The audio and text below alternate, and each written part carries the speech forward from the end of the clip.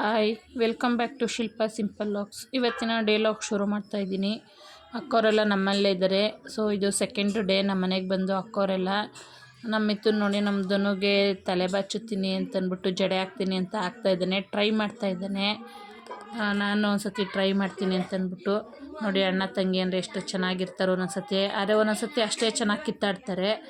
ಈಗ ನನ್ನ ಮಗಳು ಬಂದಳು, ನಾನು ಒಂದ್ಸತಿ ಟ್ರೈ ಮಾಡ್ತೀನಿ ಅಂತಂದ್ಬಿಟ್ಟು ನನ್ನ ಮಗಳು ಟ್ರೈ ಮಾಡಿದಾಗ ಚೆನ್ನಾಗೇ ಬಂತು. ಬಟ್ ನಮ್ಮದನ್ನು ಕೂದಲು ಗುಂಗುರು ಕೂದಲು ಇದ್ದಾಗ ಚೆನ್ನಾಗಿ ಬರಲ್ಲ ಅಲ್ವಾ ತಲೆಗೆ ಬಾಚಿದ್ರು. ಸೊ ಅದಕ್ಕೆ ನೆಕ್ಸ್ಟು ನಾವೇ ಬಾಚಿದ್ವಿ ಅವಳಿಗೆ. ಸೊ ಈ ಥರ ನಮ್ಮ ಮಂಗಳವಾರದ ಡೇ ಲಾಗ್ ಶುರುವಾಯಿತು. ನಮ್ಮ ಪಲ್ಲವಿ ನಮ್ಮ ಎರಡನೇ ಭಾವಂಗೆ ಫ್ರ್ಯಾಂಕ್ ಮಾಡಬೇಕು ಅಂತಂದ್ಬಿಟ್ಟು ಟ್ರೈ ಮಾಡಿದ್ಲು. ಬಟ್ ನಮ್ಮ ಅವರೇ ಹೇಳ್ಬಿಟ್ಟ, ಸೀಕ್ರೆಟ್ ಎಲ್ಲ ರಿವೀಲ್ ಆಗೋಯ್ತು ನೋಡಿ.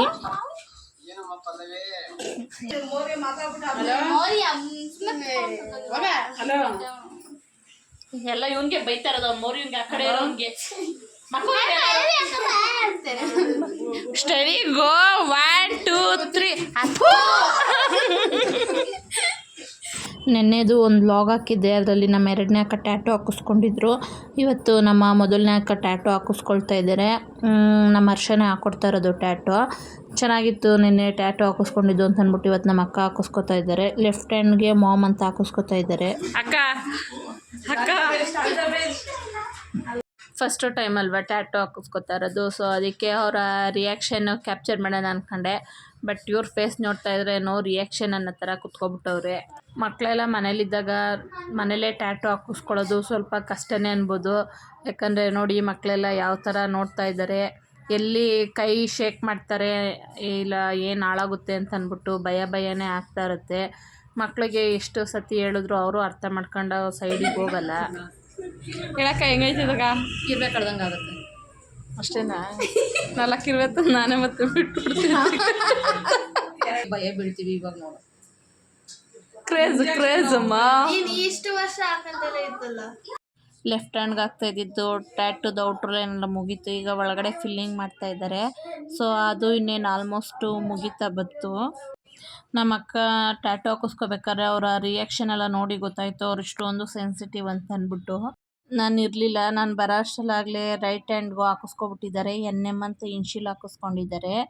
N ಅಂತಂದರೆ ನಮ್ಮ ಬಾವನ ನೇಮ್ ಇನ್ಶಿಲು, M ಅಂದರೆ ನಮ್ಮ ಅಕ್ಕನ ನೇಮ್ ಇನ್ಶಿಲು ಹಾಕಿಸ್ಕೊಂಡ್ರು. ಈಗ ಆರ್ಟ್ ಇತ್ತಲ್ಲ ಅದಕ್ಕೆ ಕಲರ್ ಫಿಲ್ಲಿಂಗ್ ಮಾಡ್ತಾಯಿದ್ದಾರೆ, ರೆಡ್ ಕಲರು. ಈಗ ಟ್ಯಾಟು ಹಾಕಿದ್ದೆಲ್ಲ ಆದಮೇಲೆ ಕಲರ್ ಫಿಲ್ಲಿಂಗ್ ಮಾಡ್ತಾಯಿದ್ರು.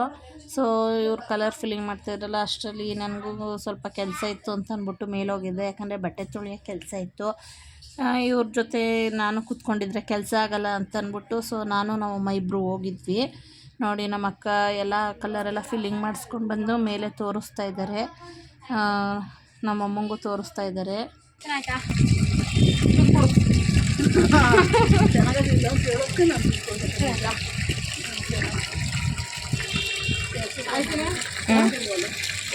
ನಾನು ಅಮ್ಮ ಇಬ್ಬರು ಬಟ್ಟೆ ತೊಳಿತಾ ಇದ್ದೀವಿ. ಅಮ್ಮ ಇವಾಗ ತೊಳೆಯೋದು ಬೇಡ ಅಂತಂದ್ರೆ ಅಮ್ಮ ಇಲ್ಲ ಇಬ್ಬರು ಸೇರ್ಕೊಂಡು ಬೇಗ ತೊಳೆದಾಕನ ಬಟ್ಟೆನ ಅಂತ ಅಂದರು. ಯಾಕೆಂದರೆ ನಾನು ಈ ನಡುವೆ ಊರೂರು ಅಂತ ಓಡಾಡಿಕೊಂಡು ಬಟ್ಟೆನೇ ವಾಶ್ ಮಾಡಿರಲಿಲ್ಲ, ಜಾಸ್ತಿ ಇತ್ತು. ಅದಕ್ಕೆ ಅಮ್ಮ ಹೆಲ್ಪ್ ಮಾಡಿಕೊಡ್ತೀನಿ ಅಂತಂದರು.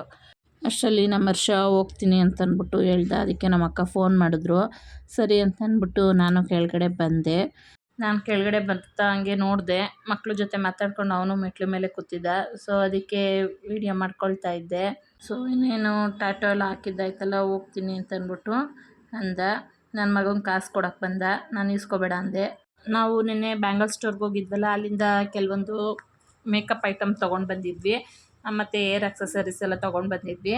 ಅದಕ್ಕೆ ಒಂದು ಸತಿ ಟ್ರೈ ಮಾಡ್ತಾಯಿದ್ದೀವಿ ಯಾವ ಥರ ಬರುತ್ತೆ ಮೇಕಪ್ ಎಲ್ಲ, ಅದು ಇವ್ರಿಗೆ ಯಾವ ಥರ ಸೆಟ್ ಆಗುತ್ತೆ ಅಂತಂದ್ಬಿಟ್ಟು ನಮ್ಮ ಕೀರ್ತನಾಗೆ ಮತ್ತು ಧನುಗೆ ಇಬ್ರಿಗೂ ರೆಡಿ ಮಾಡಿ ಒಂದು ಸತಿ ಚೆಕ್ ಮಾಡ್ತಾಯಿದ್ದೀವಿ.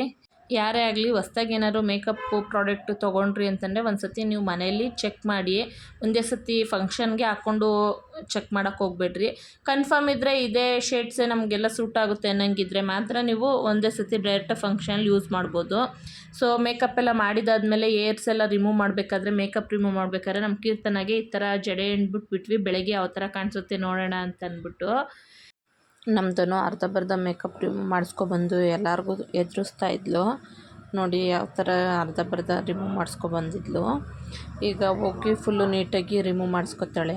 ಇಬ್ಬರು ಮೇಕಪ್ ಎಲ್ಲ ರಿಮೂವ್ ಮಾಡಿಸ್ಕೊಂಡಿದ್ದಾದಮೇಲೆ ಎಲ್ಲ ಊಟ ಆಗಿ ಮಲಗಿದ್ರು. ಸೊ ನಮ್ಮ ಕೆಲಸ ಸ್ಟಾರ್ಟ್ ಆಯಿತು. ಏನಪ್ಪ ಅಂತಂದರೆ ಬುಕ್ಸಿಗೆ ಬೈಂಡ್ ಹಾಕೋಣ ಅಂತಂದ್ಬಿಟ್ಟು ನಾನು ನಮ್ಮ ಅಕ್ಕ ಕೂತ್ಕೊಂಡ್ವಿ. ನೋಡಿ ಹಾಕ್ತಾಯಿದ್ದೀವಿ ಬುಕ್ಕಿಗೆ ಬೈಂಡು. ಟೈಮ್ ಆಗಲಿ ಎಷ್ಟಾಗಿದೆ ಅಂದರೆ 2 ಗಂಟೆ ಆಗಿದೆ. ಈಗ ಬುಕ್ಕಿಗೆ ಬೈಂಡ್ ಹಾಕಿ ನಮ್ಮದು ಇನ್ನೇನು ಮುಗಿತಾ ಬಂತು.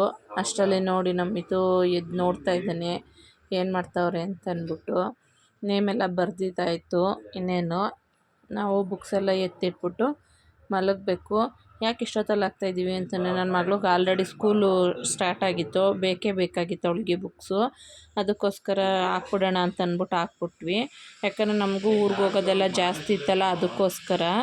ಈ ವ್ಲಾಗ್ ನಿಮ್ಮೆಲ್ಲರಿಗೂ ಇಷ್ಟ ಆಗುತ್ತೆ ಅಂತ ಅಂದ್ಕೊಂಡಿದ್ದೀನಿ. ದಯವಿಟ್ಟು ಲೈಕ್ ಮಾಡಿ, ಶೇರ್ ಮಾಡಿ, ಕಮೆಂಟ್ ಮಾಡಿ, ಹಾಗೆ ಸಬ್ಸ್ಕ್ರೈಬ್ ಮಾಡ್ಕೊಳ್ಳಿ. ಯಾರು ಸಬ್ಸ್ಕ್ರೈಬ್ ಮಾಡ್ಕೊಳ್ದಲ್ಲೇ ನೋಡ್ತಾ ಇದ್ದೀರೋ ದಯವಿಟ್ಟು ಸಬ್ಸ್ಕ್ರೈಬ್ ಮಾಡ್ಕೊಳ್ಳಿ. Thank you.